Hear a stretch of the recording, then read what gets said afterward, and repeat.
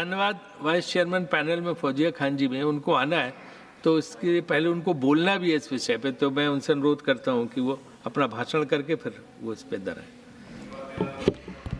हाँ, तुम्हें तो कहाँ जाना है, यहीं बैठना है। धन्यवाद वाइस चेयरमैन सर।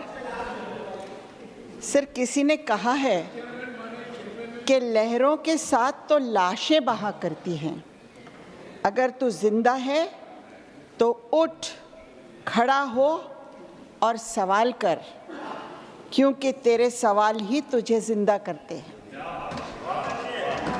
तो आज मैं सरकार से ये सवाल करने के लिए खड़ी हूँ सर कि विकास और विकसित भारत और विश्वगुरु बनने के सपने की ओर बढ़ते बढ़ते जो हमारा अन्नदाता देश के पोषण का जिम्मेदार है वो क्यों दुर्लक्षित है। सभापति महोदय, हमारे किसान भाइयों की पीड़ा सरकार के लिए क्यों अदृश्य हो गई है? क्यों ये विषय सरकार को चिंतित नहीं कर पा रहा है कि महाराष्ट्र के किसान भाइयों की आत्महत्या का प्रमाण इस देश में सबसे ज़्यादा है।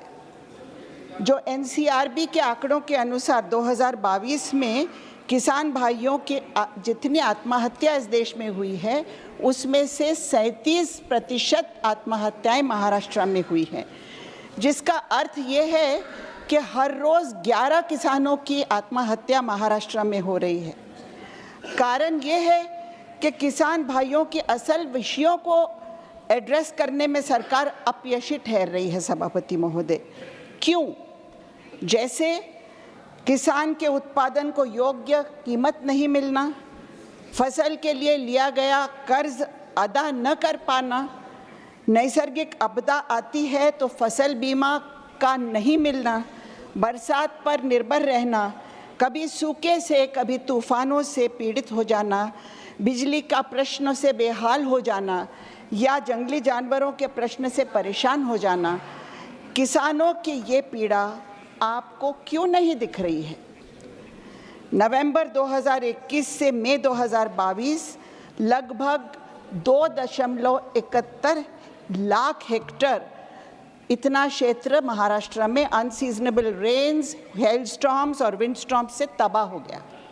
सर, जब भी मैं किसी महाराष्ट्र के देहात में जाती हूँ तो प्रधानमंत्री फसल बीमा योजना के सवाल लेकर सब किसान घेर लेते हैं और अपनी समस्याएं बयान करते हैं कि हमें अपना फसल बीमा नहीं मिल रहा है। अगर सरकार इन शिकायतों को अनदेखा अनसुना करेगी तो किसान भाइयों की आत्महत्याओं की संख्या बढ़ने का धोखा हमेशा रहेगा। सर, महाराष्ट्र एक प्रमुख प्याज उत्पादक राज्य है। देश का 43% प्याज का उत्पादन महाराष्ट्र में होता है।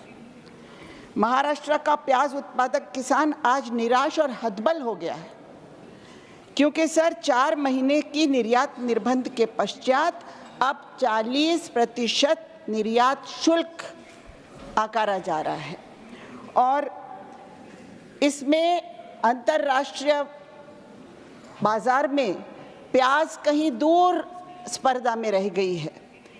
परिणामतः राष्ट्रीय बाजार में ओवर सप्लाई और कम कीमतें, किसान आज इतना मजबूर है कि उसका उत्पादन खर्च भी उसे मिलने से रहा।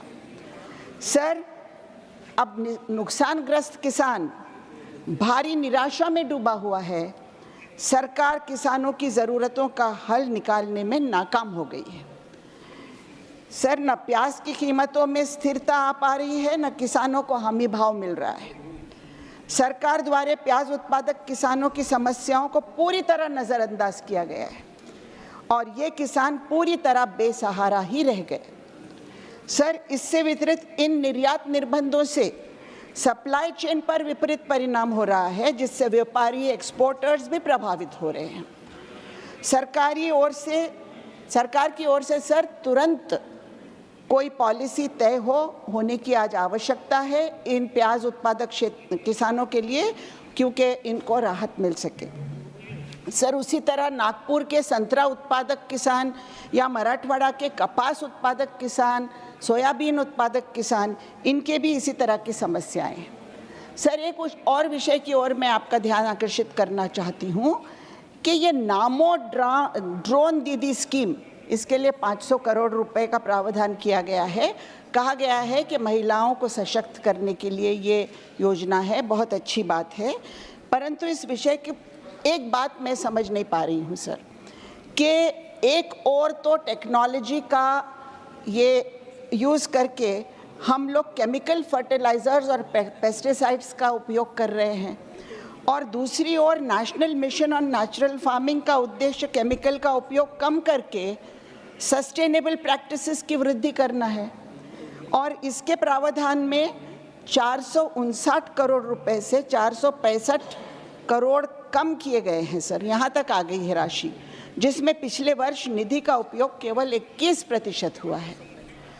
तो सर, हमारी प्राथमिकता क्या है, केमिकल फार्मिंग या नेचुरल फार्मिंग? ये के कृपया करके मंत्री महोदय स्पष्ट करें।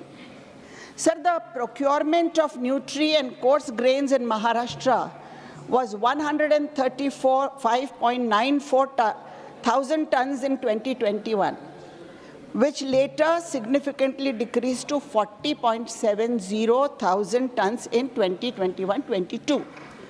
In 22-23, there was a major dip to just 2,000 tons, indicating a decrease of 38,000 tons, sir.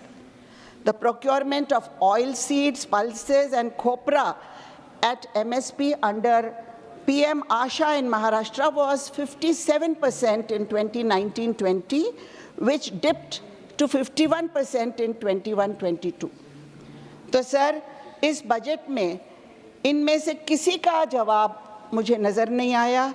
सरकार को जागना होगा और कृषि क्षेत्र को अपनी प्राथमिकता बनानी होगी।